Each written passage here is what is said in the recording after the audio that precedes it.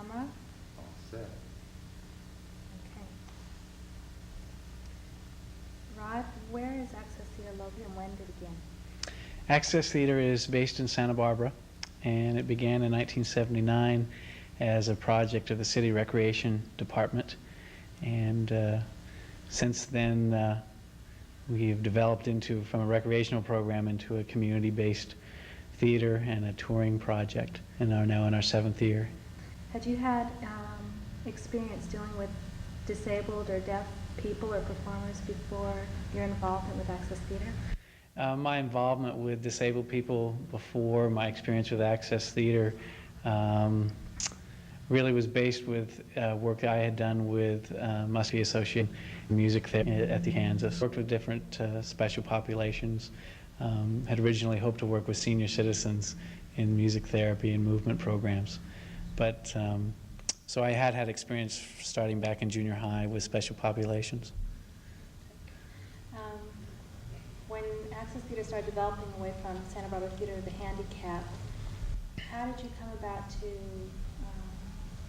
audition your performers? Where did you get your cast from originally, your core cast? Finding cast members for an accessible theater project. Okay. What's happening with you? There's a nice shot from the good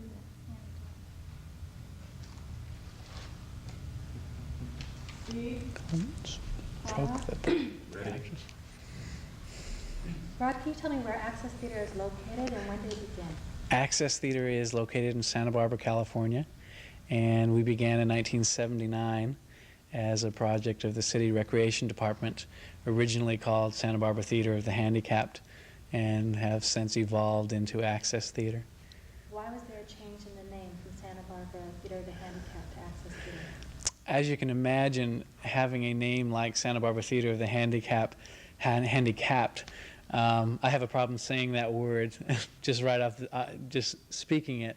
When we have that name as a name of an organization with the word handicapped in it, it was a disability for our organization.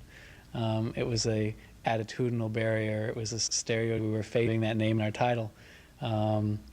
We got rid of the name as quickly as we could because it wasn't doing us any good. Ultimately, our goal was to dispel stereotypes and to integrate disabled people into theater and society ultimately, and so that name didn't do us justice. So Access Theater was the name that evolved. Right. And why Access Theater? What's the name for the company? Access Theater seemed to be the appropriate name because of the fact that our goal is to make theater accessible. And by that, we integrate people with physical disabilities, deaf individuals as well as hearing impaired, as well as non-disabled individuals into our productions. And every aspect of our program is made accessible through adaptations in the script, in the choreography, in the set design, the fact that we use American Sign Language and spoken English in our shows and our rehearsals, not only for our cast members but also for our audiences. And so in every aspect of theater, we try to make every door able to be open to anyone that wants to be involved. And so thus the name Access Theater. Okay, that's a mouthful. Let's break that down a little bit because that's a lot of information. I'm going to ask you, what does it mean to have an accessible theater company? Could you address that specifically? The meaning of the word accessible, basically, if you look it up in the dictionary, I believe, I'm not going to quote it word for word, but it means to make available, to make something open to give access, or that's using the word in the definition, which is no fair. Basically, make something open to someone. We want to open our doors to individuals who might, because of a lack of opportunity in our society to participate fully in the creative arts and the performing arts, to be able to participate on a full level, regardless of a physical disability, which all too often in our society is looked upon as something that is going to limit a person from doing any number of things. As we prove on a daily basis and on a per production basis, there's no need for disabilities to have to get in the way of having full participation in theater. And how do you go about integrating? I understand that you use deaf, hearing impaired, and non-disabled and disabled performers together. How do you go about integrating your performers in your productions? The process of integration of disabled or hearing impaired performers in our productions starts initially with a concept for a production. I'll use examples of shows we've done. Stage Struck, which is an original musical comedy, which started with an idea in our heads, a collaborative idea that was put down on paper and ultimately staged. Within that show, a group of performers that are performing a show called Flamingos on Ice go on strike the night before the show opens. The stage crew basically crosses the picket line and performs the show themselves because they figure they know the show and they want to see the show go on. And it just so happens that some of the people that are in the stage crew of Flamingos on Ice have disabilities. Some of them are in wheelchairs. Some of them use American Sign Language to communicate because they don't hear. We wrote in characters, specific characters, who happen to be a person in a wheelchair or a person who is hearing impaired or deaf. And a good example of the integration, it doesn't just start with putting a disabled person in a role. It goes as far as, for example, in Stage Struck, the ice set, which in Flamingos on Ice, all the choreography happens on ice. The audience never sees the ice set, and in the process of the story, it melts. And so all the choreography that's done on skates by the original cast is scrapped. And in an hour, they have to figure out before opening night how to adapt that choreography. And the way they adapt it is they use people on roller skates and in wheelchairs, which provides you the same gliding motion that you would have with skates on ice. It thus enables you also to integrate ice skater or roller skaters and wheels and wheelchairs, so wheels become your mode of movement. I noticed in Kites, and looking back at the videotapes of Kites, were you able to integrate that type of movement as well? I think in those one beginning scene, I'd like you to think about when Robin comes on stage with two other actors. Right. Is that a mode of, how do you look at movement? Is that, I'm not being very direct, hold on. I'm thinking of that particular scene. The opening scene in the park, right? How do you view movement? Do you have to view movement on stage differently when you're working with an accessible company? When you approach movement, whether it be blocking, with just people moving from point A to point B, or if you're dealing with choreography, you do need to look at it differently in an accessible theater where you have people that have different modes of movement. If you have someone who is an acrobat and you have them in a show, you want to hopefully show their talents, their strengths, and so you're going to throw in some acrobatics. If you have someone who roller skates and that can be blended in, you're going to use that. In our case, roller skates and people moving by means of wheels, for example, someone in a wheelchair, blend together very nicely. In the opening scene of Kites, it's a gathering of a group of people on any day in any town, USA, in a park. And there just happens to be somebody walking in using their feet. There happens to be someone rolling in using their feet in roller skates, and someone else in a wheelchair that rolls in. And it's a blending. It's not done so that it sticks out and jumps out at anybody and makes you go, someone just rolled on stage in a wheelchair, oh my God. It doesn't work that way. It's done in an effort to show that this is everyday life. These are everyday people. And different people have different modes of movement. I think you probably have to, your choreographer would have to take an awful lot into consideration and do the same mode of thinking that you are in that line. What types of challenges does your choreographer face in choreographing both people who move on wheels and people who cannot hear rhythm if your shows are musical? Right.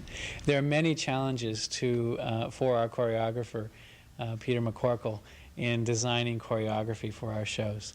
A humorous example, something that Peter loves to tell, is the first thing that we do with a cast of disabled and non-disabled people, especially where there are wheelchairs involved. The first ground rule is that everybody is responsible for their own toes. That means that if you're in the way and a wheelchair comes rolling by, you're going to regret that your toes were in the way, and everybody usually takes just one time to learn that it hurts when an electric wheelchair runs over your foot. So the first thing you got to do is you got to watch where your feet are. The second thing is you got to be aware of the fact that wheelchair moves. It's kind of like dancing in the middle of a street, especially if you got 3 or 4 wheelchairs weaving in and about you. It's kind of like dancing in an intersection of Hollywood and Vine with no traffic cop. So one thing that happens is that your sense of visualness becomes heightened, because not only are you watching for other dancers with using their feet around you, but you're watching for somebody zooming by in a wheelchair. And also, that also transfers over to the whole ideal of visualness with working with deaf actors. Deaf actors pick up their cues in choreography, in blocking, and just for lines visually. And so we design choreography and blocking and what have you with visual cues, not only to pick up rhythm, but also just to pick up timing so that everything meshes together. And it isn't like everybody's right on the beat and all of a sudden one person's 1 beat late because they don't hear. We don't let that happen. We build in visual cues, and they're always, they're very invisible to an audience. And when you come to see a show by Access Theater, you don't sit in the audience and go, oh, they just cued him to enter or to move or to do that step. It's very, very woven in and hidden. You don't see that happening. What types of cues do you use to weave that in? Cues are always fun as far as cueing both disabled actors in wheelchairs as well as deaf actors. In Finger Talk, a lot of our cues range from eye winks that are not seen by the audience to, for example, in the song Mercury Blues, the song starts and the deaf actor that initiates the signing of the first verse knows when to start his signing, the lyrics, when he sees one of the other actors do a particular step. And that hearing actor that does that step does it on the beat so that he knows exactly where to start. And then simply the rhythm that the cast takes, and it's just its beat, and their physical rhythm with the music keeps our deaf actors on too, so that once they pick up that innate rhythm, and also I'm not saying that they just do it instantaneously. It does take time and a lot of rehearsal. But once that rhythm gets ingrained, and we've gone through enough times, they pretty much keep rhythm very, very consistently. Laurie signs a very slow, dramatic but very slow and fluid type song in Finger Talk, which has no driving beat that she can follow. And she literally has to memorize not only the words and the signs, but the length of the song and where the breaks are. And she does it in front of the rest of the cast, so she has no visual cueing at all. So that's an example of literally rehearsing, learning the length of the song, the tempo, the feeling, the mood, and being able to follow that and end as the song ends. It's exciting when that happens. Those are good examples. You talk a lot about cues and about challenges specifically to disabled and deaf performers, but I would assume that you have to talk about cues for hearing as well as non-disabled performers, and that's integrated into communication. How do you cue hearing performers who have not had any exposure to American Sign Language or deaf performers? What types of cues, what types of challenges do you face? When we work with an integrated cast of hearing and hearing impaired or deaf actors, and again I'll use Finger Talk as an example, and Stage Struck, wherever we can, we train our hearing actors. We can't train them to be proficient in American Sign Language, but because of the fact that when I direct in sign language as well as spoken English. We have 2 interpreters that are with us at all times. So there is sign language used throughout the creation, rehearsal, and performance process. Wherever we can, we train our actors to sign for themselves, and also learn, if they don't sign for themselves, at least learn and understand the signs that their counterparts, their associates on stage are using, their fellow actors, so that if they take their cue off of a deaf actor who is signing for himself, they know that when this sign happens, that's their cue, and they know what that sign means. And basically, if there's not communication, if there's not a cross-communication between deaf and hearing actors, and a cast as tight, or a production as tight as Finger Talk is, that is split-second timed for an hour straight with no breaks, it won't work. So all of our actors basically, by the time they've finished a production, are not proficient in sign language, but they certainly can hold their own and communicate very adeptly on their own. So it sounds like there's a lot of education going on within the cast and during production.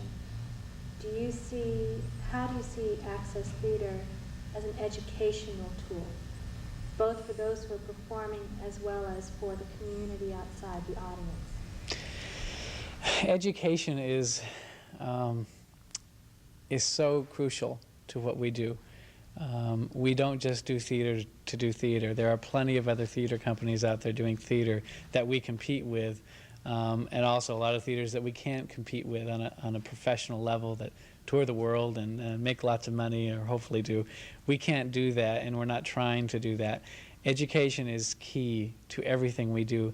We educate our actors by giving them experience of working in theater, in a professional theater production where they're paid for their work, but as well, the actors that come to us and are interested in being involved are people. First, they're people, and second, but a close second, they're people who are interested in theater with a message. They're interested in being a part of getting that message across. They're interested in being a part of learning themselves about what it's like to work with someone with a disability, and they always leave going, what's the big deal? We're people, we're all human beings. And all of those stereotyped attitudes about disabilities and deafness are just thrown out the window and discarded by the time our companies get meshed together. And ultimately, that is the message, that is the underlying message that we get across with all of our shows, is that disabilities are just barriers that can be eliminated. Deafness is a language barrier. If you sign and you're hearing, pretty much you're not gonna have at all dealing with someone who happens to be deaf. Unfortunately, we don't all sign, and so there is a language, a communication barrier which separates our cultures of hearing and deaf cultures. Our shows don't try to stuff messages down people's throats. No one wants to go to the theater and be preached to or judged or condemned for having any type of an attitude, so we don't do that. The simple process of presenting a polished ensemble of actors who happen to be disabled and maybe happen to be not physically or visually disabled, working together in itself is a message. It's subtle, but it's strong. And when you leave the theater, and so often audience members will come up to us and say, I forgot that that guy was in a wheelchair. About 10 minutes in the show, I forgot all about it. And I thought I was going to be so uncomfortable and so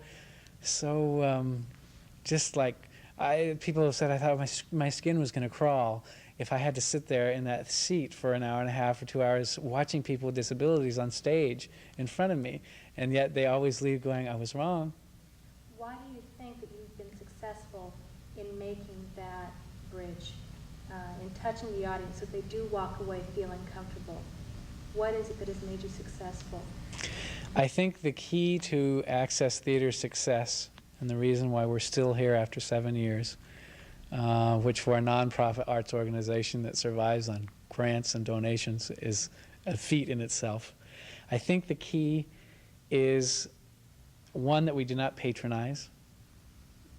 Two, that we keep a standard of quality in our work that brings people back and helps spread word of mouth about our productions. 3, that we do enlighten and educate and entertain at the same time. And so I don't think we've ever cheated anybody out of their ticket dollar. Who has seen Access Theater, Rod? Where have you performed? Access Theater has performed in 4 western states: California, Arizona, Idaho, and Washington. And we've toured extensively within California, Southern California particularly.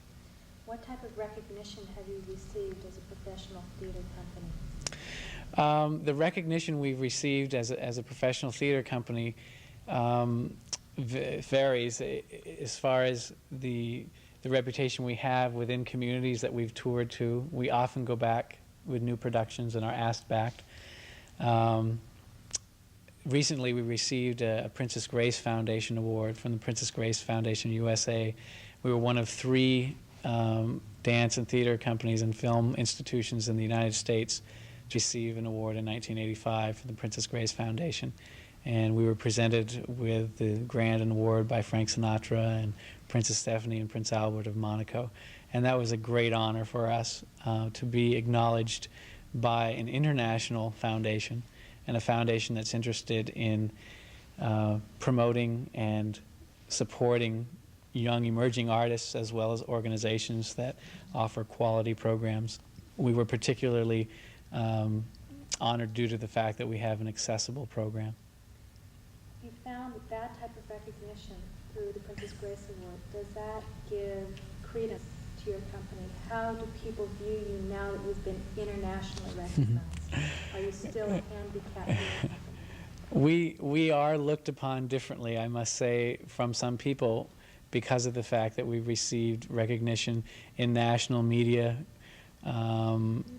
everything from exposure on the Phil Donahue Show to the Princess Grace Award, and having international celebrity types support us, including Michael and Kirk Douglas, the Sinatras, and people like that. It certainly does help in gaining notoriety. And ultimately, the biggest plus is the fact that more than just hometown folks are acknowledging our work. And by having outside acknowledgement and national and ultimately international acknowledgement, it definitely has an impact on audience members, potential audience members who say, well, maybe we should go see them then. Maybe I'm not going to sit there and squirm in my seat. Maybe there is something we're seeing here. It also helps with funding. We've been told by national corporations just recently that, well, if the Princess Grace Foundation is interested in you, then maybe we'd better be interested in you too. So certainly it has financial impact. We're still struggling and striving as a nonprofit organization, but it certainly is going to have a positive impact. Rod, where do you get your talent?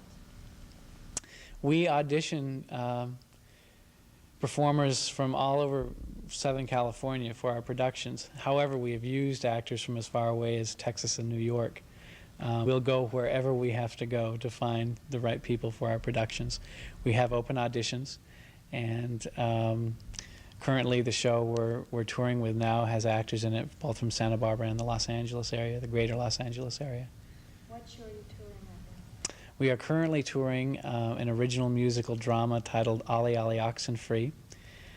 We were commissioned by the National Council on Alcoholism to create this show.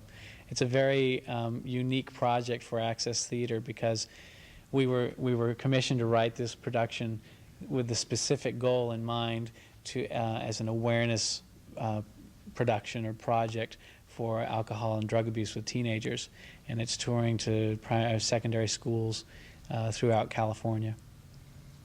How is this show different than other shows you've done in the past in terms of message? This show is different from past shows in that, as I mentioned earlier, the types of messages we try to get across are usually more subtle than banging people over the heads.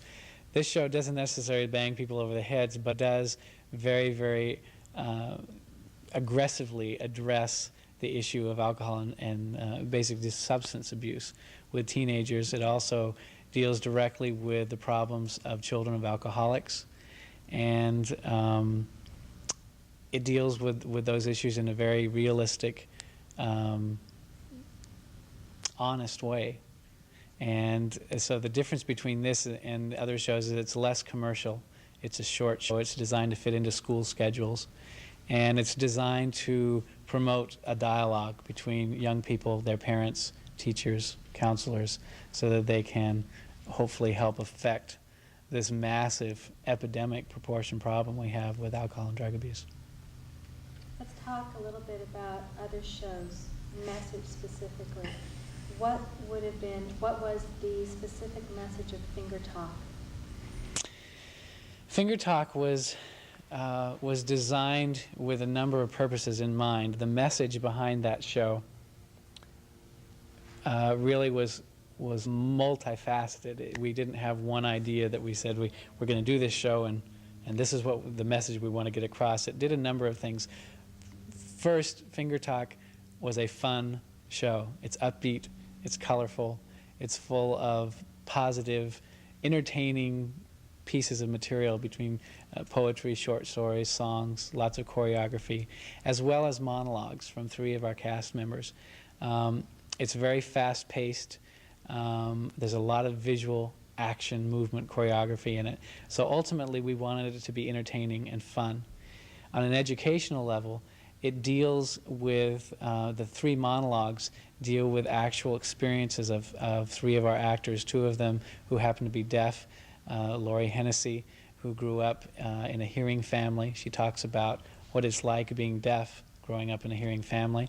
Katie Voice, who talks about she herself is hearing. She has a deaf sister, and she talks about what it was like growing up in a hearing family with a deaf relative. Victor Torres talks about what it's like growing up deaf in a deaf family and completely surrounded in a deaf world. 3 very different perspectives on deafness, and very real and very human in that each monologue was written by the person who performed it. And ultimately, the bottom line of Finger Talk is that I think it proves beyond a shadow of a doubt that hearing and deaf people can work together very, very successfully. And the fact that everybody in the show signed, hearing and deaf, and the show just was very smooth and very completely integrated with 2 languages, in itself is a message that we can bridge the gap between the hearing and the deaf world. How did that show impact audiences? What kind of feedback did you get from audiences? The impact that Finger Talk had on our audiences, the first thing that comes to mind is we had a wonderful tour through Idaho and Washington, the rural areas of Idaho and Washington, eastern Washington, western Idaho, in the plains where all you saw were small towns and little pockets of Indians, Native American Indians, and people that worked on the land. And so few of them had seen deaf people before. They might have heard about people that were deaf, but they had never been so engulfed with sign language. And the fact that our company, again, was hearing and deaf people working together. What happened in the Northwest is that we have drawers and drawers and closets full of letters and pictures and drawings and things that the kids and the parents and the teachers sent back to us. We toured through schools and community centers and universities in the area. And one thing that happened was that sign language classes popped up all over the areas where we toured to. And in small individual schools where there was one school where there was one deaf student at that school. I believe he was in the 3rd or 4th grade. He was the only deaf student at the whole school. And he was very isolated. And his name was Chris. And Chris was brought into the auditorium as we were setting up for our show. And the teacher came in and said, "Can we bring Chris in because he would love to meet you?" And of course we were all signing away with each other, and he was just elated about the fact that someone had come to not only his school but his town that signed. After our show there, Chris became the hero on campus. The kids were so enthralled with the show and so excited by what they saw. It validated Chris's language. We got a letter from a boy who wrote the week after we got home, and he said, "I went and had lunch with Chris today." And that was big stuff for this young man that went to Chris's school. And so ultimately, and also from hearing from his teachers, I think we turned around somebody's life there. And we open people's eyes, young people's eyes, to the fact that just because you're deaf or just because you sign language doesn't mean that you're any different person or there's anything different about you other than you use another language. And Chris's language became the school's language, and now the kids are learning sign language. So those are the kinds of things that are wonderful as far as the way they impact audiences. Let's talk about Kites. If Kites has a message, what was that message? You might want to talk about that in terms of process. Kites was all of our shows have been unique projects. Kites was unique in the way that we collaborated with a professional dance company, the Valerie Houston Dance Theater, which is a contemporary ballet company. And a lot of people thought, how in the world are you going to combine professional ballet dancers with an accessible theater company, with people in wheelchairs and people that sign? And it was something that we actually wanted to do for about 2 years, and finally got the companies together because we knew we wanted to work together. It was a very challenging project, and it was just as educational for everybody in the cast as it was for the audiences. But we explored different methods of movement. Obviously, because we worked with the dance company, the show was heavily influenced by dance, and so almost every scene had choreography in it. One of the adaptations we made for Kites, Robin Fortuné, who is in our cast, who is in a wheelchair, had performed a pas de deux with one of the ballerinas from Valerie's company, and we thought, well, how can we utilize wheelchair movement and the talents of this very beautiful and very talented ballerina? And so we choreographed a pas de deux, and one of the adaptations we made to facilitate smooth movement was that we had a local welding company design. Actually, Robin and I worked on designs, and it took us, I think, 3 different times to get it to work. But we designed a special custom foot pedal, which was secured to the chair so that the dancer could be moving behind him once his chair was in motion, and then step onto this platform, which had a small wheel on it, and glide with him holding a pose, which facilitated a real wonderful visual movement with a non-disabled person and a person in a wheelchair in a dance. That's just one example of the type of adaptation that we made. But it was wonderful working with professional dancers and finding ways to integrate both wheelchair movement as well as sign language into choreography with the dancers. It would seem to me, Rob, that if you have dancers who are not used to being in a musical review setting, ballet dancers who dance, they don't sing, they don't necessarily act, they dance, they're at a disability, so to speak, as well. Did you find, what types of challenges did your actors have to face in terms of all of their disabilities, even those that we, as non-disabled people, would not consider as disabilities? It was very challenging for the dancers and eye-opening for them to work with an accessible company. One of the things they did early, before we actually even started rehearsals, is a number of them got together with us on a daily basis to learn sign language. And so we saw things during the production, like the dancers being able to cue and to follow conversations and to be able to share and get to know the actors. We anticipated, and we were right in the beginning, that when we first brought the two companies together, our company was on this side of the room and their company was on this side of the room, and we wanted to do this. And one of the ways we did that was by using some warm-up games that we use with Access Theater that are nonverbal, visually oriented games and warm-ups. And that was one of the things we did. And I didn't get that. Give me, for instance, what types of warm-up games do we do, combining the two together, that are nonverbal? What types of nonverbal warm-up games do you use? One thing that we do is a game called Elephant that I unfortunately cannot alone demonstrate. I would need 2 other people. But it's a very fast-paced game based on eye contact, concentration, and basically is a leader who points, and if you are pointed to, you provide the elephant's trunk, and you put each person on either side of you makes the ears. And it sounds real basic and real easy, but once the game starts going rapidly, you have to depend totally on concentration and visual cues. And since the whole show is based on visual cues, all the games we did in warm-ups with the full company were games based on visual cues. It would seem to me, especially with kites, that the word disability starts to take on a whole new meaning. That those of us who are not disabled or have the use of our bodies, full use of our bodies, think of disabled as being limited in a sense physically. I think that the cast members from stories that you've told me in the past have found that disability maybe takes on a new meaning. That cast members who have full use of their bodies find that they're disabled in terms of the type of communication. Mm-hmm. Or in singing, that they have other disabilities. What does the word disability mean to you, having gone through all these experiences? What does the word disability mean? When I think of the word disability, the first thing I think of is I don't like it. Because when you're dealing with theater, when you're dealing with life, a disability means you can't do something. And basically we're out to prove that you can do something by doing what we're doing. So I think of it as a label. I think basically what it's a label for is for people to be able to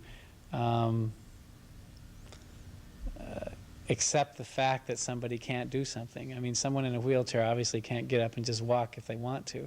That's just a fact of life, and we all deal with disabilities. All of us do. I have disabilities. I don't really know anybody that doesn't. So the word disability pretty much doesn't even belong with our organization. If it did, if we were disabled, if we were a handicapped theater, if we were disabled in any way, we couldn't do what we do.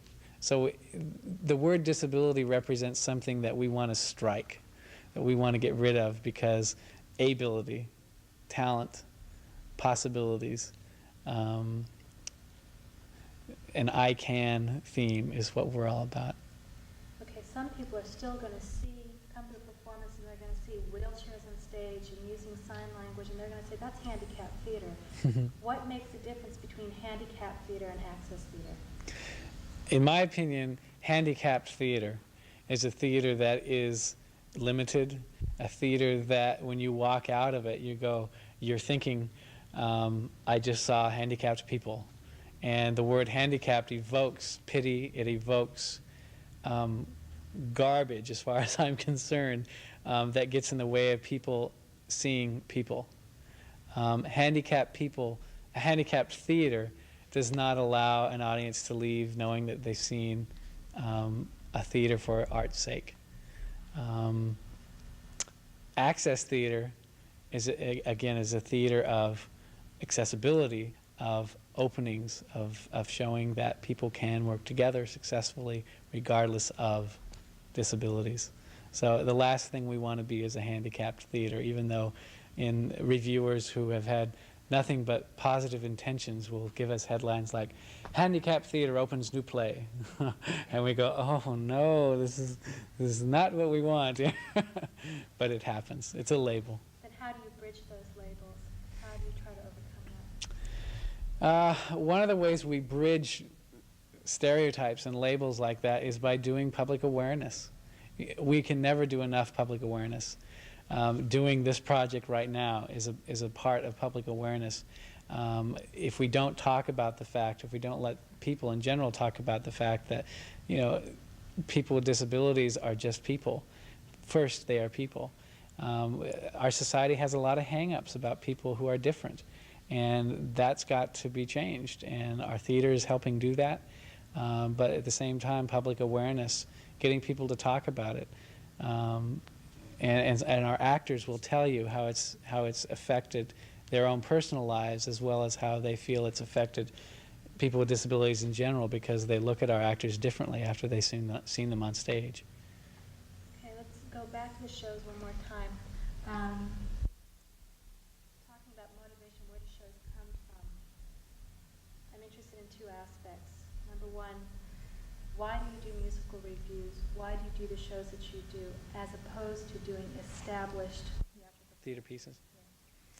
The choice of our productions with Access Theater comes from a collaborative input from our staff. We have about 9 artistic consultants that work together to create our productions, and about 95% of our material is original. We are often asked, not too often, but we are asked occasionally, why don't you do Shakespeare, or why don't you do some established work, go do Our Town or something. Well, that's okay, that's fine, but you can go see that anywhere. And as long as we have a staff of creative artists that want to produce original work, I'm an artist myself, I'm a writer, I've done choreography and I've composed music, and I love doing that. I love to create, and I think an essential part of theater is creation. You can always rent a script from a play company, a publishing company, and produce it, and that's fine, and there's a definite need for that in our culture, but it's already being done. So we like to create original material, there's no doubt about it, and it's as simple as that. However, that's not to say that disabled actors have to have original material created for them to perform. Absolutely not. There's no truth to that fact. Our actors have gone on.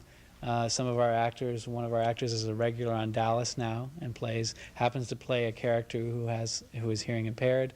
Laurie Hennessy has made a feature film. Other actors in our company have gone on to work with other theater companies and have done established works. So in a way, we are a stepping stone, a training ground for people that happen to have disabilities or hearing impairments to go on and do other work.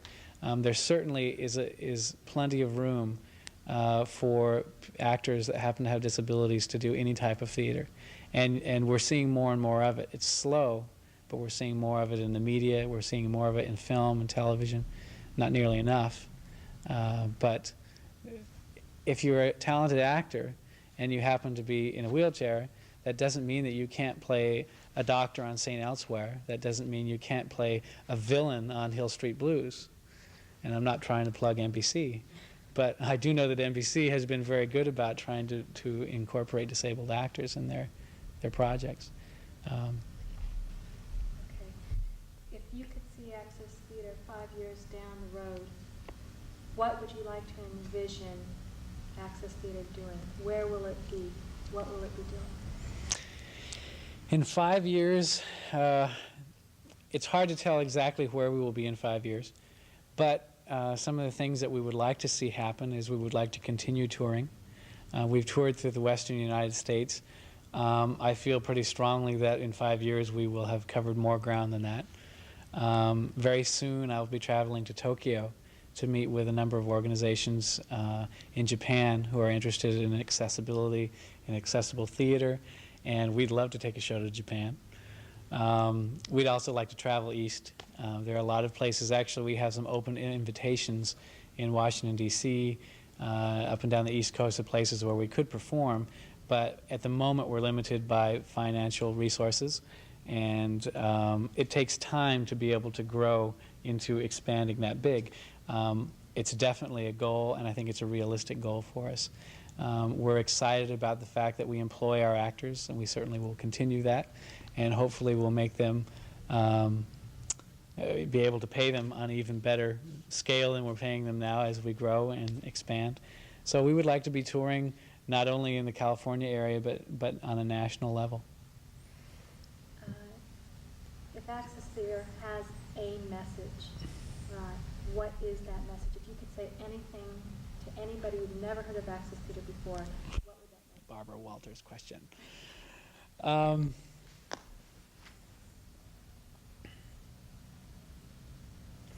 I suppose if Access Theater has one thing to say, that's a tough one. Maybe I'll give you two. Okay. Well, one of the things Access Theater has to say across the board and in general is that that just because someone with a disability happens to have a disability should in no way impede their full participation and the opportunities that need to be available to them to show their talents and to develop their talents. The other thing that I would like Access Theater to be known for is a joyous experience for an audience and for cast members simultaneously. And I think it is that. I think that's one of the keys to our work, is that it is joyous, it's fun. It's people getting a chance to express, to create, and that the opportunity to express and create is something that we all as human beings must have. And without that opportunity, I don't feel that we can really fulfill being human beings. We were given the ability to perceive and create art, and everyone needs a chance to experience that. Now, it seemed to me that Access Theater is allowing people with disabilities also to change their perceptions of themselves. You're giving them an open door that may not have been open before. How would you say then that Access Theater changes the perception of disabled people of themselves, their own perception of themselves? People who work with us now and have worked with us in the past and will in the future that happen to be disabled or deaf, I'm happy to say oftentimes find that their lives have changed, sometimes in a small way and sometimes in a great way. Obviously that's very gratifying to me personally, and I think it's a credit to the program. It's very easy to be swallowed up and ignored and shoved aside in our society if you have a disability that gets in your way, or at least that society perceives gets in their way as well as your way. So it's very easy to get just kind of shoved aside and patronized and pitied and all that stuff that does not have anything to do with a good life. When you're given an opportunity, having first faced those kinds of challenges, when you're given an opportunity that allows you to prove, to show those people that might have been indirectly or directly participating in your repression or in oppressing your being, it's a wonderful thing for your self-esteem. And if you have a positive outlook on yourself, you're going to go out and you're going to make life good for yourself, and you're going to let other people know that you have equal validity. And so by participating in theater and in a successful experience and hearing an audience applaud for you and maybe even stand up for you in a sincere way has an impact on anyone's ego and self that is so important, and you can't put it into words. Anyone who's been on stage and has received that back from an audience walks off the stage a different person. It can't help but give you a different outlook on life. The last question then is how, you're talking about audience and their perception, actors and their perception of themselves, how has Access Theater changed audience perception of theater? Audience perception of theater or of... Theater as you're presenting it. I see that Access Theater is changing how people perceive theater. It's a more open theater experience than perhaps they are accustomed to. I think it's a real important point to make, is that theater, and certainly we are not pioneers of the fact that theater has for years been a tool for social change. Theater is constantly is a reading of what's going on in our society and reflects needs and goals and the passion that people have in their daily lives. When an original script is created, it usually has something to do with something that's going on in someone's life. And so in our own way, we're helping pioneer accessible theater and using theater just for that reason as a tool for social change. It's a very powerful tool. And when it's used in the right way, again, without shoving anything down somebody's throat, it works. It does create social change. It changes attitudes. So I think that's what we're doing. That's part of what we're doing and trying to accomplish. Yes, ask you for one example of that. There was an article written about a deaf woman who saw finger talk, I believe, and her daughter. Do you remember that article?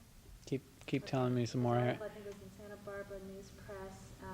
A woman who was deaf and her daughter saw finger talk, and it changed their perception of theater because they, for the first time, were able to see a theater performance fully without having an interpreter off to the side.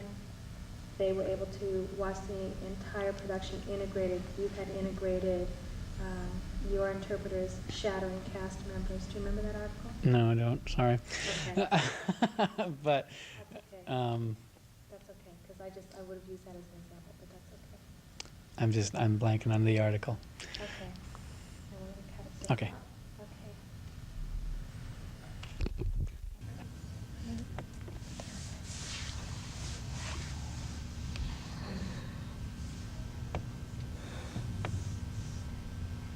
Steve.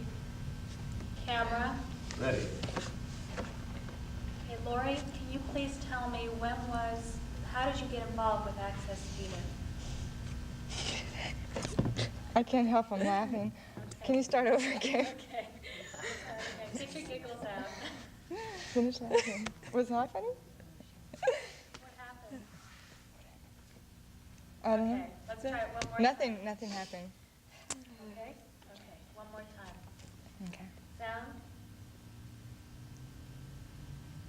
Go ahead, I didn't stop. Okay. Camera? Ready. How did you get involved with Access Theater, Lori? Okay, well, the first time I got involved with Access Theater, I'll just abbreviate it AT, was about 5 years ago.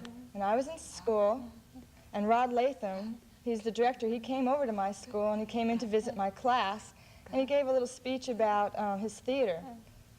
And I thought, wow, sounds really interesting. I started thinking about it. Well, why not join the theater?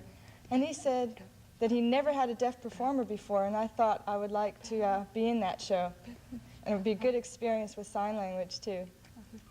So I got involved, and I tried out, and I made it, and it kept going and going. And then I noticed that, wow, I really do like theater. And now I know what I want to do with my life. Before I was involved with the theater, I really didn't have any idea of what I wanted to do with my life. And, you know, of course, I'm deaf, and I thought, as a deaf person, I really couldn't do very much. And so I thought, this way I heard from other people that I was associating with, they said that deaf people are handicapped or have disabilities, they can't really do very much. Even if they really want to do it, they still can't do it. So I thought that was true. But I got involved with Access Theater, and I was with other disabled people, and I noticed that that is not true at all. So it really changed my attitude, and it really changed my life as well. A more positive outlook on life now, and I'm really, really glad that Rod came into my life. Good. Okay. Cut, please. And let's reset the next one.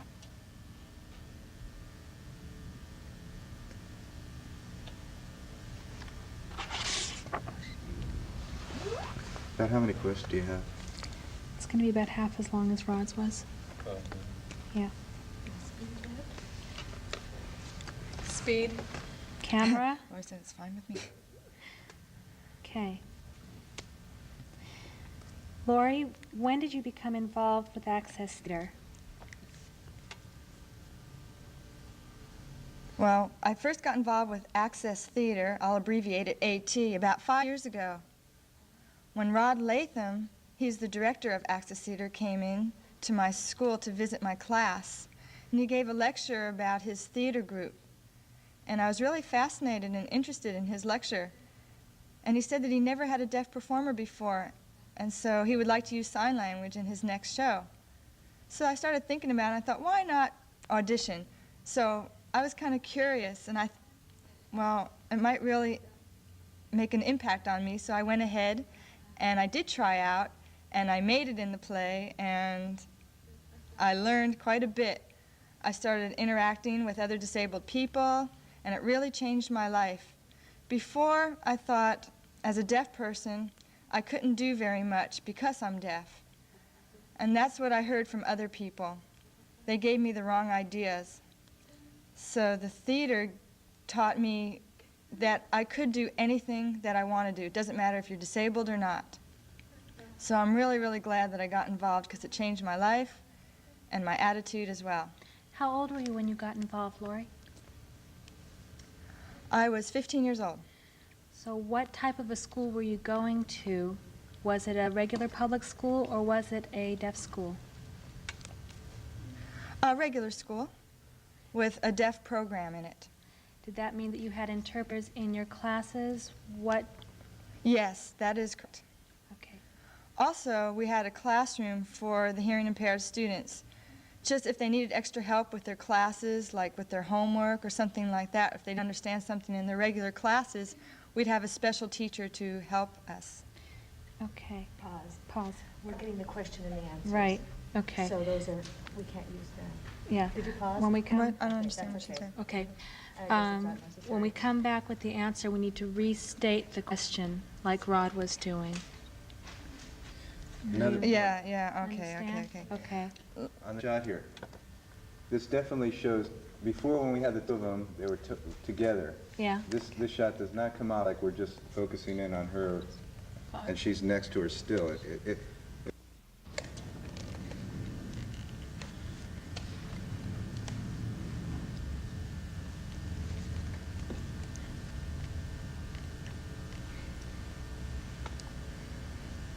Speed. Camera. Okay. Lori, when did you become involved with Access Theater?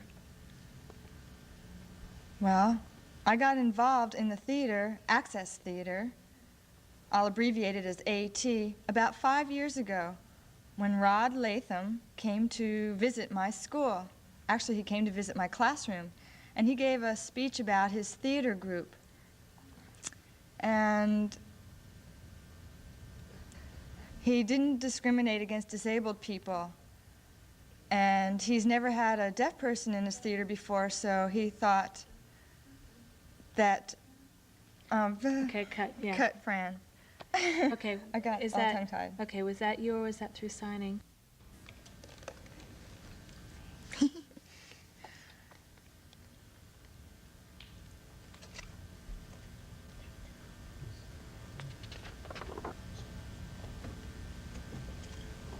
Speed. Camera. Ready? Lori, when did you first become involved with Access Theater? Well, I became involved with Access Theater, I'll abbreviate it AT, about 5 years ago when Rod Latham, he's the director of Access Theater, came to visit my school. He came into my classroom and gave a little lecture about his theater group. And he wanted to recruit some deaf actors because he's never had deaf performers before. And so his lecture was really fascinating, and it hit me that, well, why not? That would be really interesting. Why not audition? So I went ahead and I tried out, and I made it.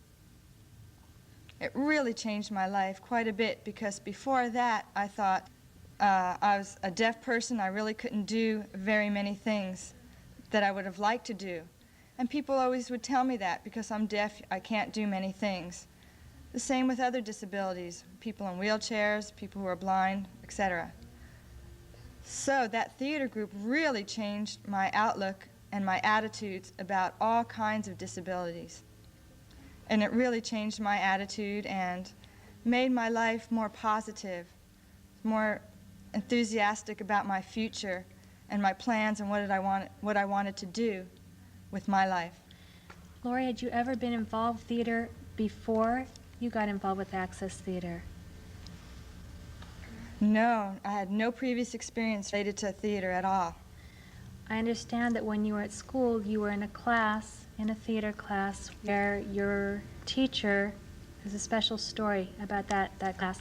Could you please tell us the story about your theater class? Uh-huh. Wait, okay, she can't answer that way. Okay, it's okay. After I was involved with Access Theater for the first performance, then I decided to go into a theater class in high school. So fine, I went and I took a theater class. I got into the theater class with my interpreter. The two of us entered, And the teacher was in the front of the class. She was just shocked that I was in the class because I was a deaf student. And she told me, I don't want to do it because I couldn't talk. I had to depend on signing. And she said it would make me stuck in some of the situations. So for the first few weeks, we were going to concentrate on mime, and that part didn't require talking, only movement and facial expression. So the teacher said, yes, I could stay in the class for the mime part, but when that was finished, then I would have to leave the class. I just thought, I don't want to leave the class because I'm really enthusiastic. I want to learn about theater. I told the teacher I had an interpreter, and the interpreter would support me, and that she would talk for me. So we convinced the teacher. We said, come on, let me stay. I don't really have to work with the other students. I can just concentrate on my own work myself. And I could learn how to learn things about the theater itself. And the teacher said, fine, we'll see if there's any problems. We'll see if there's any problems with the class in the future. So I said, okay. And I just went ahead and I took the class, and really, I didn't want to feel very isolated. My deafness does not bother me, so I went ahead with the class, and when the mime was finished, we started real serious theater, monologues. And so this is my sign for monologue. So all the students would pick various monologues, and I picked one myself with my interpreter to help me. My interpreter would learn my signs, and finally, we did it in front of the class. And the teacher was just shocked. It really changed her attitude about deaf people being involved with theater. She just said, wow. She came up to me afterwards, gave me a hug, and I was just really very warm and inspired after that. She just herself, she couldn't believe it. She told me that she didn't think I could do it, but I did not quit her class. Have you been in touch with that teacher still? Has she seen you perform an Access Theater production? If so, which ones?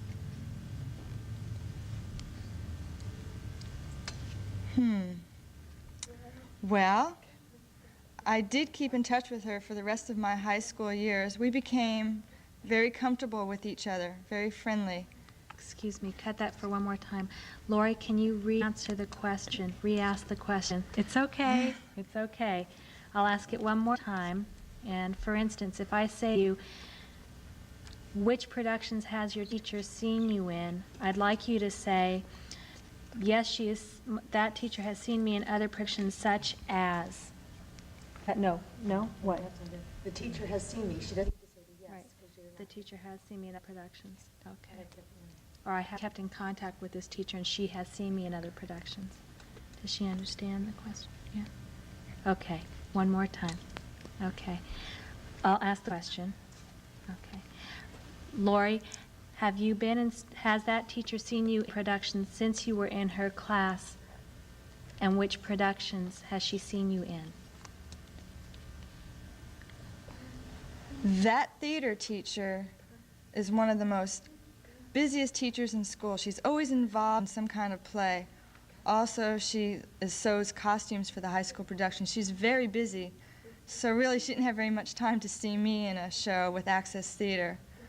It's really unfortunate for me because I really wish that she would go and see me in the theater so she would understand. I hope in the future that she will come and see me in a play. Okay. What impact did your involvement in that theater class have on the teacher and on the other students?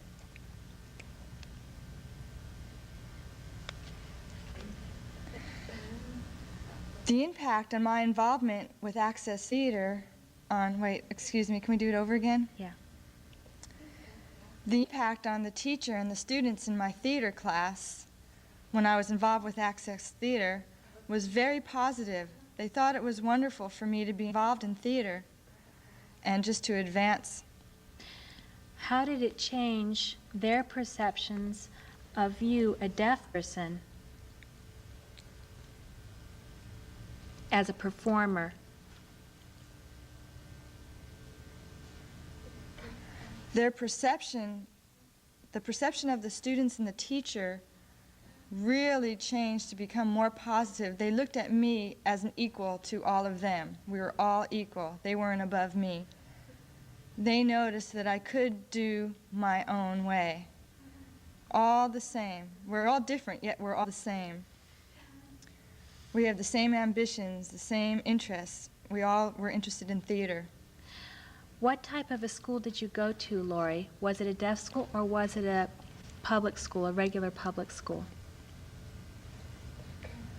The school that I went to was a public school with a deaf program and an interpreter service.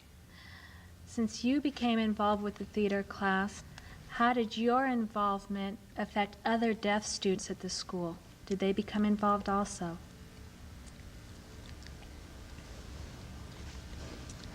My involvement with Access Theater really did influence the other deaf high school students at my school.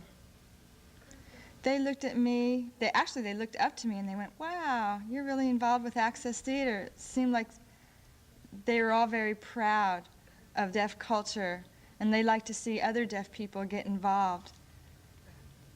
Whatever they like to do, not just sit back and depend on being deaf. No, that's not what we thought.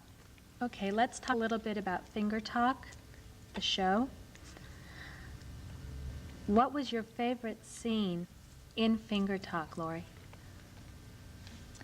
My favorite scene in Finger Talk, well, I can't really pick my favorite scene, but I did like the last scene, the closing scene, when the whole cast members got together and signed a song, and we danced together, and it really was good because we had a lot of eye contact with each other. It was very inspiring, and the audience enjoyed that too. The audience and the cast really meshed and became one. It was a very strong bond. Which song was that? The song was called Finger Talk. Okay. That song was called Finger Talk. I would like to use some of the song Hero and Shots of Solomon in this video. And I'd like, Lori, for you to talk a little bit about the puppet, the hand puppet, and the significance. I'll ask you a question in just a minute. I'm just explaining this. What Okay. hand? The puppet of the hand, the stuffed hand, right? Okay. The song is very emotional. It's a very moving song for people who hear it. It really talks about how hands become a deaf person's voice, and it opens the world to them. I'm trying to think of how to ask the question, how do you feel about your hands as a mode of communication? And then I'd like to ask you about that song in particular, okay? But for you, Lori, how do you feel about your hands? How important are they to you in terms of opening the world to you?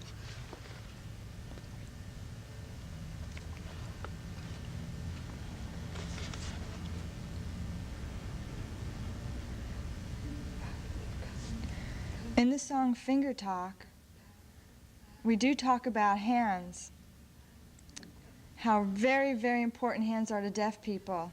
That is their way of communication. It expresses their feelings, the words, the thoughts, the music. Without hands, I don't know what the deaf culture would be like without communication. So it's very important. There is a song in Finger Talk called Solomon's Song, and that relates to hands. It's really a perfect way to express to the audience why hands are so important. Just like your hands are like your hero, they help people through their lives. Thank you, that's good. Okay. Let's hold on one second. Okay.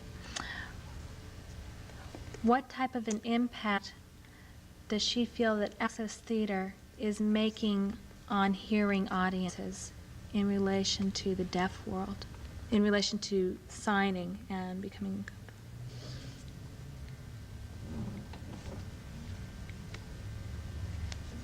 Okay, the impact on the hearing audience about signing in ASL, wow, I really think it's very strong on the hearing audience because they realize that really it's a very beautiful language it's not like spoken English, but it's just a different way. It's so beautiful, it's so visual. And that really did make a very large impact on the hearing audience. Do you want to talk about the deaf audience as well? Yes. Let me ask Okay. you a question. Okay. What impact do you feel that sign language or the way that, I'm sorry, what impact do you feel Access Theater has on the deaf audience because of the integration that Rod has done with deaf performers and hearing performers?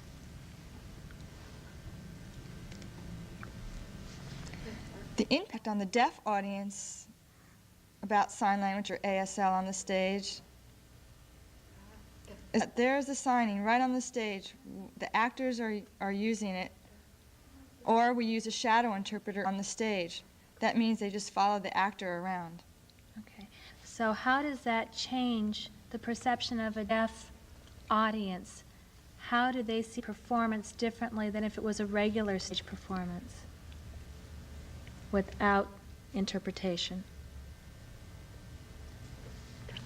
Well, the deaf audience sees a regular performance without interpreters. Geez, there's just nothing. It means nothing to them. They can't understand the play or what's going on. But with interpreters or with actors that use signing themselves, they're very excited to see and understand the play. It's very clear. Also, we do use shadow interpreters.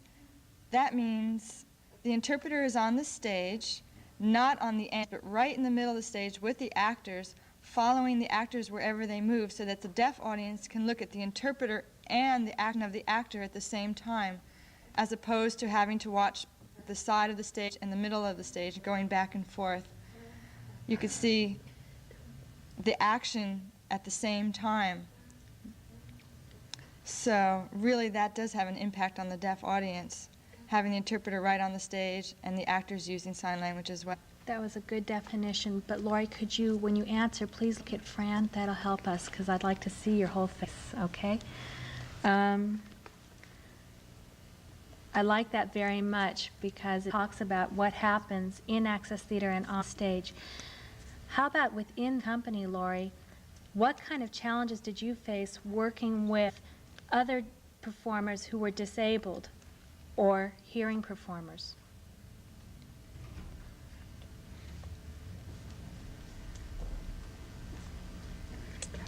The challenges I faced with other disabilities or with hearing performers, really it was kind of a fun challenge because meeting people, you have to make yourself work with them, because working with them well is very important in theater, or else the theater is not going to be successful. You have to be able to work with each other. So you have to know how to work well with the performers. It's just like teamwork. And then at the rehearsals, we play theater games, and we get the feeling that we're all very connected, just like a team. Was it strange for you at first working with people who were in wheelchairs? She can answer, reiterate the question. The first time I worked with disabled people in wheelchairs, it was a very strange the first time because I've never had that experience before. It was very awkward. I was a little bit scared. It was just a few days after that that I began feeling more comfortable. And then sometimes you'd even forget that the people were in a wheelchair. You don't even see the chair itself. You just see the people there. We're all human beings. We're all the same. That's all. Okay, let's cut for a moment, please. Okay. Okay, that was real good.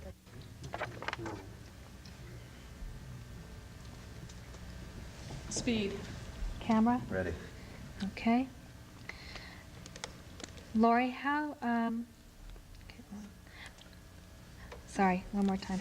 How are deaf or disabled performers important as role models to other deaf or disabled persons?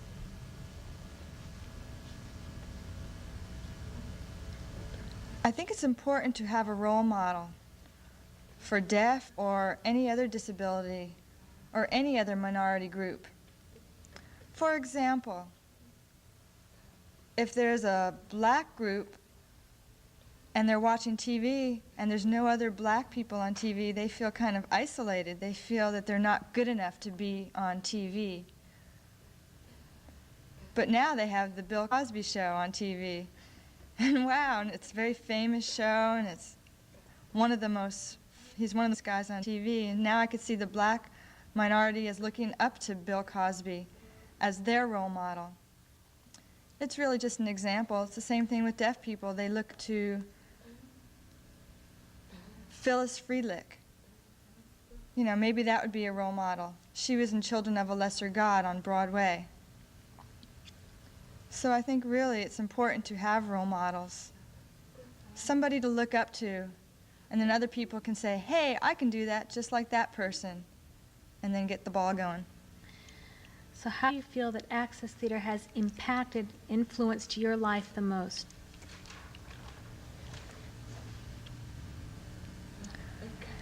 Access Theater has influenced me the most by what I am today. It really has changed me. If I wasn't involved with Access Theater in the first place a long time ago, I think I'd be a very different person today. I don't have any idea how different, but it really has changed my life quite dramatically. I have a more positive outlook on my life, and I can relate to other people better as equals. I don't look down on other people because they have a disability or whatever. I feel very equal and related to everybody. So Access Theater and I'm working with Access Theater, I don't feel any discrimination towards any disabilities right now. How are you continuing your involvement in theater, Lori?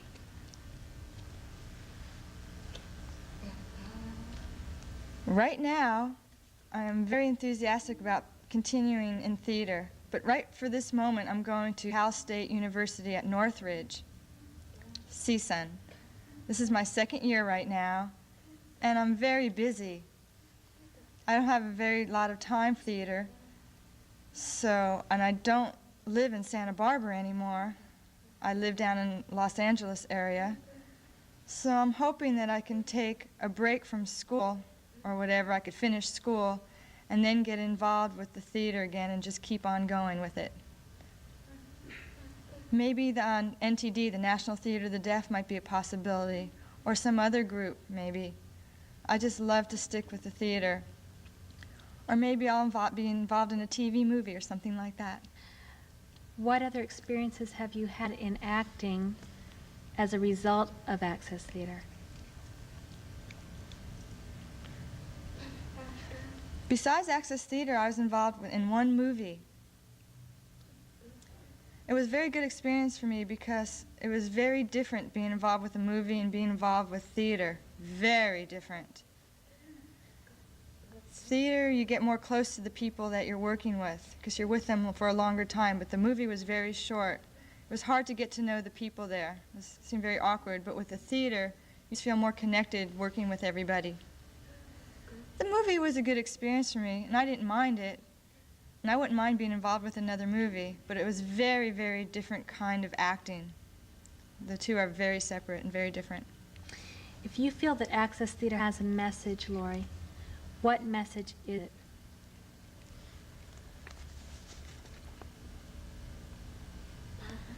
The message that Access Theater has is really to let everybody know that we are accessible to anyone. We do not have any kind of barriers.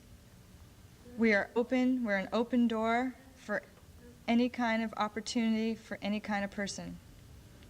Okay, cut. We want to try one more shot with it. Okay.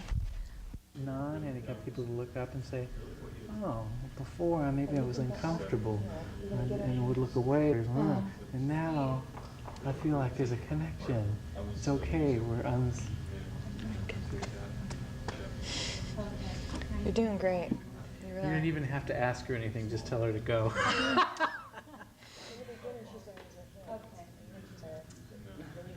Do you want, wait, where's Lori look? She wants to know where she looks when she's signing. Still to me. Okay. Start. Can you read But her I have to answer? interpret, so you can look at me, and then when you answer, you look We're over there. filming right now. Please be quiet. Okay, start.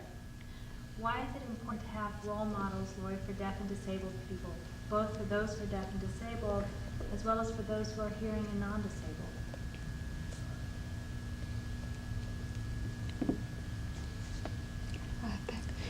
I think it's important to have role models.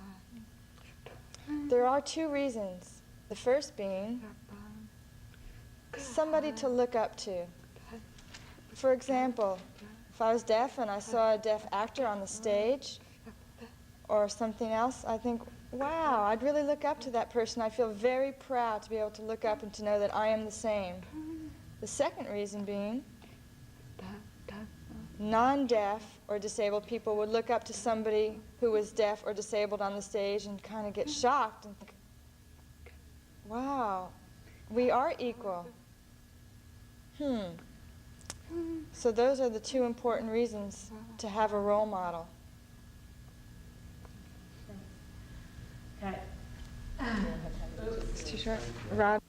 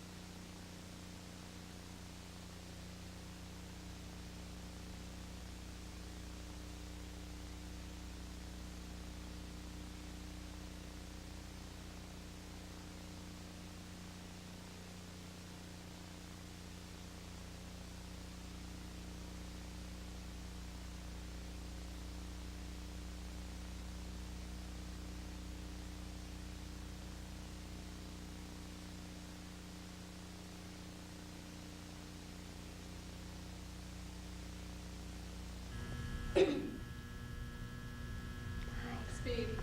Camera. Ready? Robin, what was the first show that you were involved with Access Theater?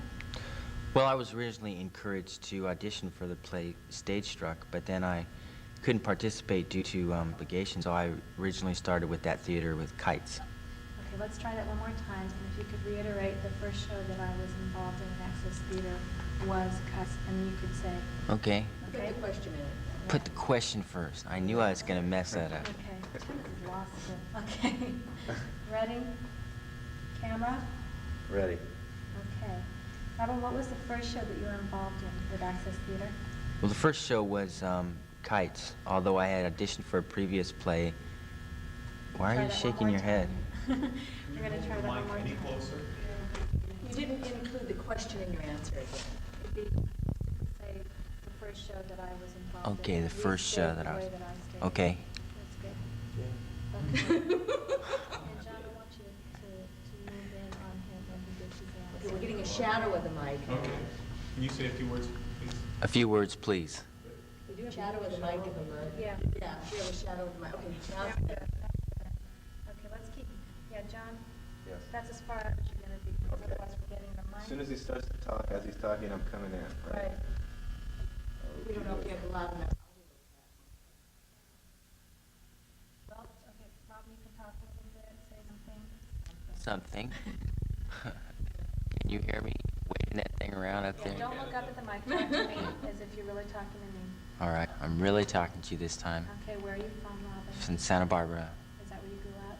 No, I grew up in a town called Apple Valley. Where in the world is Apple It's not around here. Valley?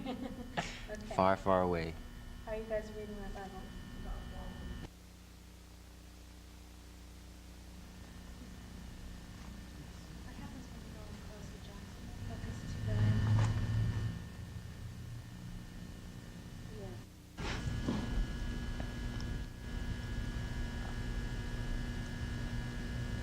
Speed. Camera? Ready? Okay. Robin, what was the first show that you were involved in Access Theater? The first show with Access Theater that I was involved in was Kites, although I had previously auditioned for Stage Struck but couldn't participate because I was still in college at the time. Okay. I understand that Kites is a show that collaborated both a dance company as well as Access Theater together. What were some of the challenges that you faced being involved with a cast of trained dancers and deaf people as well as non-disabled performers? Well, the immediate challenge was somehow integrating the girls, the dancers, around the wheelchair. Can you, one more time, can you answer and say the immediate challenge that I faced? Okay. We need a complete answer. Okay, ask me again. Okay. I What were said- some of the challenges that you faced in that production, incorporating trained dancers with disabled performers and deaf performers as well? Well, some of the immediate challenges that I faced were dealing with the dancers and how to integrate them in fluid motion around the wheelchair. What types of innovations did you use to accomplish that integration? Well, through practicing, we experimented with different ways of getting the girls around the chair. Okay, let's do that one more time. I asked, what innovations did you use? If you could repeat some, we used an All right. innovation. Okay. Okay, is that comfortable? Okay, we'll try it again. What innovation or innovations did you use that enabled you to integrate the dancers around the chair? Some of the innovations that we came up with were allowing the girl to ride on a platform we attached to the back of the wheelchair. Some of the things she would sit on my lap and get on and off and ride on it and do different things with her arms. How did it feel dancing in a ballet? I thought it was very interesting. Never thought I'd end up being in the ballet, but with a lot of creative thinking that we were able to make it look quite original and I think quite artistic. How do you feel that Access Theater is different than any other theater company?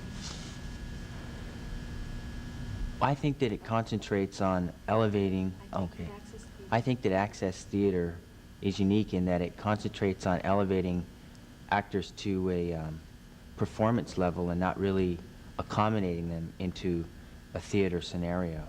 In other words, they allow the actor or the actress who is physically challenged to maximize their personal talents over and beyond their personal disability.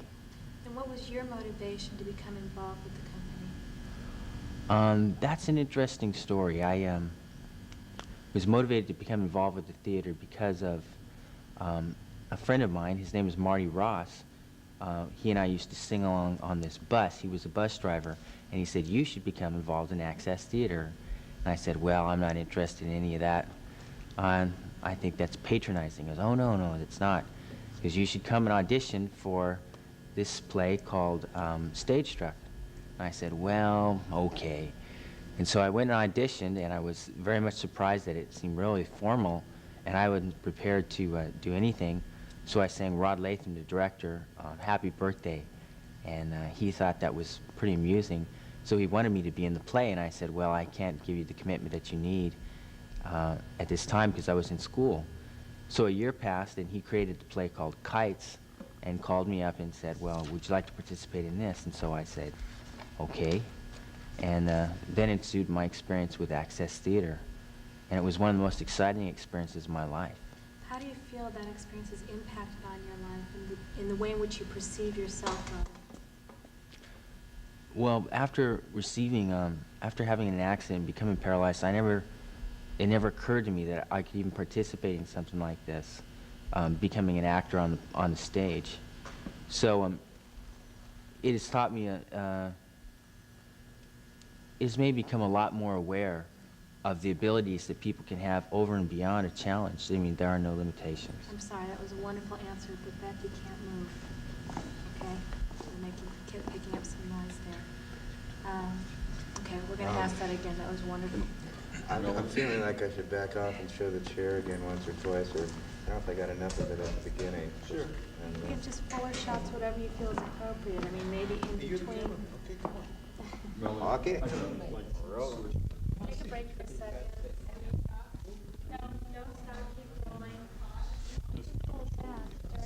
questions if you want to. And then focus out. Am I seeing the right things? The next question when the answers come in closer. On this question, I want you closer. Okay. Okay? On this question, okay. 1, 2, 3. Can you hear me? 1, 2, 3. Just speak louder.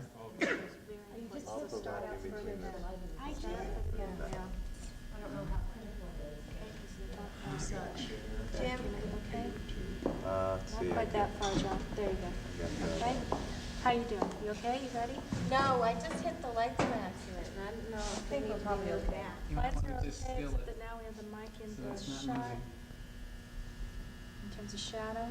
Okay, so John, you're gonna have to pull in just a little bit. There you go. Okay. Okay, terrific. Camera? Ready. Okay, Robin, one more time. That was a great answer. How do you feel that Access Theater, your involvement with the company, has affected your perception of yourself? Well, the theater has influenced me to perceive myself as being not at all limited, and it has opened up new horizons for me that I never would even have imagined had existed for someone with a physical challenge. The theater, it doesn't even emphasize accommodation, but it teaches you to be unique and create your own unique situation and lend that to the theater in a creative way. I hear you saying the word physically challenged. I like that. Why do you use the term physically challenged instead of disabled? Well, disabled sounds so limiting. Okay, let's start over. Can you say, I like to say, or I use the term physically challenged. Okay, instead ask of- me the okay. question again. Okay. I'm sorry. That's okay. No, that's fine. Why do you use the term physically challenged instead of disabled?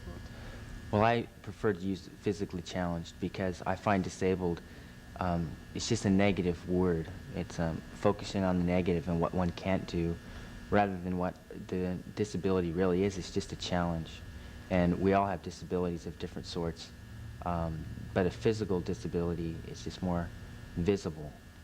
So it's just more of a physical challenge. That's the way I see it. How long has it been since you've had your accident? It's been almost 6 years. It's been almost 6 years since I had my accident. It's been almost 6 years since I had my accident. Okay. And have you found that your perception of yourself before becoming involved, what is the difference between your perception of yourself before you were involved with Access Theater as opposed to after that experience? Well, I find myself much more willing to participate in any type of social challenge that would come along. I don't view the disability as at all limiting, but I find that it has caused me to integrate my mind and my focuses in life into just about anything that would come along. And how do you find that Access Theater is changing the audience perception of disabled people or physically challenged people? Well, for me personally, I find that the Access Theater experience has caused people just to look at me as more of a normal person, and in some situations, even as a role model or someone that is almost like a celebrity. Like from my experience in Kites, we've performed it for about 6,000 school children in the Santa Barbara area and the surrounding area. And a lot of the little kids come up now and ask me for something like an autograph or something. And to me, I'm their hero. And that's very good for one's self-esteem, of course, but just to be in touch with the children over and beyond scaring them from being a person in a wheelchair is a very neat experience. Then do you feel, what role do you feel Access Theater is playing then in changing people's perceptions? Now let me ask you this first. How do you feel that society in general tends to see physically challenged people? Is there a stigma? I think there is a stigma. I find that I think there's a stigma in the way society I think there's a tends to- stigma in the way that society views people, in that Yeah, one more time. Yeah. Rather than correct him, let him, Okay. ask him the question. If he doesn't quite say the way you want, later, Do it we ask him again? a different way. Don't try to correct him. Okay. Sorry, Robin. Okay. How do you feel that society views people who are physically challenged? Is there a stigma here? I find that society views people with a physical challenge with a certain stigma Only from the basis of that they're ignorant, that they don't have limitations. Immediately when you see someone in a wheelchair or someone who's perhaps deaf or has any type of disability, you see what they can't do immediately. I find Access Theater integrates people to maximize their talents in a creative way that is entertaining, and it's not at all patronizing. So people find that they are flipping the coin over and seeing the positive aspect of being physically challenged or disabled or anything else, deaf, if you will, and concentrating on the things that they can do rather than the things that they can't do. What types of changes in your thinking did your involvement with Access Theater have in terms of dealing with deaf people? Well, not having worked with the deaf people very much before my experience with Access Theater, I found a new perspective in working with people with other disabilities.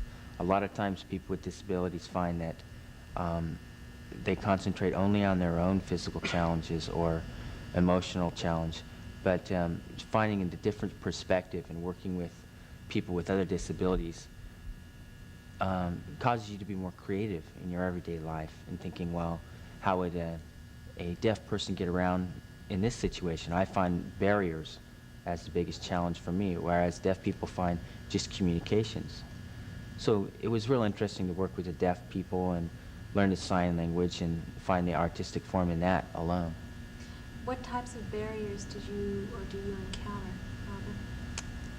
What type of barriers? What types of barriers? You're talking about physical barriers, or you're talking about attitudinal barriers? Well, for me, it's mostly physical barriers, like getting in and out of a place.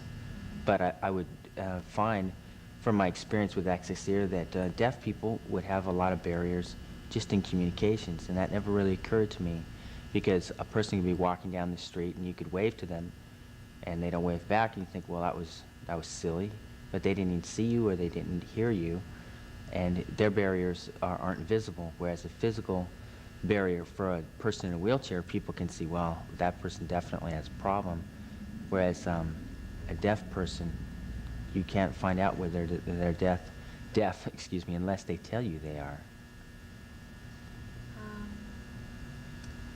What importance do you see, well, let me ask you, what to you is accessible theater? What makes theater accessible to you, Robin? To me, the theater is accessible if it's, first of all, not patronizing, and two, that it capitalizes on a real talent or a real creative ability to express a thought or a creation. And if it wasn't for those things that are just inherent in Access Theater and in Rod Latham's ability to create a performance, I personally wouldn't have become involved, because I don't want to personally offend anyone with perhaps forcing something on them because I'm a disabled or physically challenged person. I think if the theater is creative, if it's entertaining, if it's artistic, if it's a quality performance, then it should be pursued. What do you mean by forcing something on Well, someone? sort of like an equal opportunity experience. You know, because one is physically challenged or because one is deaf, they should have an opportunity to perform. I think that if their performance is a quality performance, then they should have opportunity to perform. And through a lot of creative thinking, Access Theater has accomplished that with very good style. Can you give a specific example from Kites that would illustrate that creativity, that excellence, a specific scene? Well, the thought would come to when the dancing thing took place. No one would ever suspect a wheelchair to be so prevalent in a ballet scene. And they worked very strenuously to create a very natural, a very workable, and a very comfortable scenario with the dancer and myself, and integrated that in such a way that it was just a very touching and emotional scene. And I was just very struck with even to have privilege to participate in that creation, and it succeeded far more than I thought it would, and I felt a lot more comfortable with it than I ever thought I would. Did you have a chance to talk to Leslie about her feelings? And if so, what were Leslie's perceptions or challenges in that ballet scene? Dancer? Well, Leslie, she did most of the work. She did most of the dancing. But when it was all finished with, she came up and said that I was a good dancer. And I thought that that was a personal accomplishment then. For yourself? Yes, for myself and mostly for the theater. Of course, I don't dance. I ride around on wheels. But for her to call me a dancer and being a professional dancer, I just, that meant very much to me personally.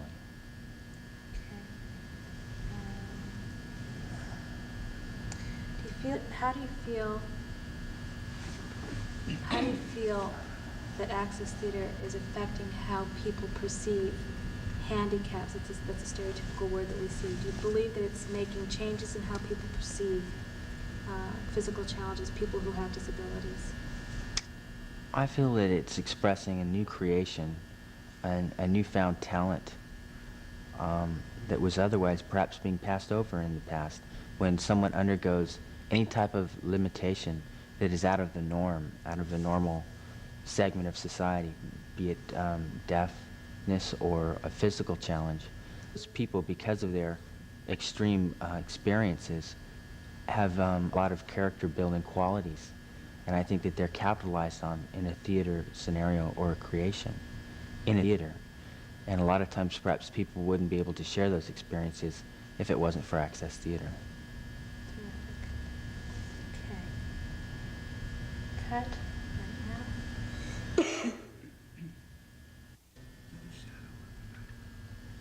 I know I got a taste of it, but Steve. I'm gonna leave that, unless you think I shouldn't. Well, If you you can don't bring move it the in a mic, little we're bit. okay. Yeah, No, just if don't I move do, it, I but you lose got a it. shadow on there. Well, Okay. I can't Just don't. Okay. Let's see. Take a deep breath. make this quick. Okay, go ahead. Camera? Ready? Okay. Robin, how is the theater affecting mainstream society's perception of the physically challenged person?